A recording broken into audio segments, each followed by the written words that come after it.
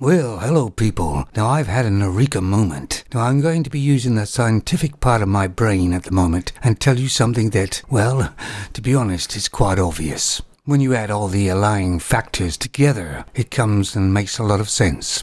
So as you know, the UK is in a bit of a heat bomb, they call it, or something, where the temperature in the sun is quite hot. In other words, a lot of hot air is going to go over England and stay hot for at least 2 days, maybe more. But as of late, this isn't a rare occurrence. It's happened quite a lot in other countries as well. And sometimes a heat bomb's so hot it can ignite forests.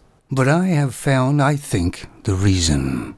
As we know, Femons like to talk very much, all the time in fact. Their mouths are always open with sound coming out of it. Not a very good sound and doesn't make a lot of sense. No wonder people stick something in it. But it does produce one thing, and that's hot air. And when you get all these Femons together, producing this hot air all the time, so this hot air has to go somewhere. And of course it goes up, but it can't get out the atmosphere. And the atmosphere can't deal with that much hot air. And the problem is compounded by these weak males who don't tell their Femons to shut the hell up.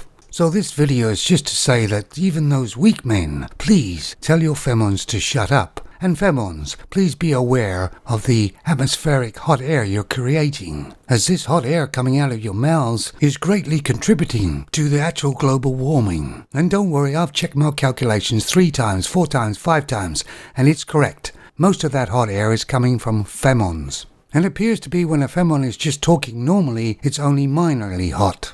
But when they're moaning, complaining, or even arguing, the air is really hot. And let's face it, that's most of the time. So please, Femons, tone it down a bit. Otherwise you'll kill the planet we're living on. Thank you for listening.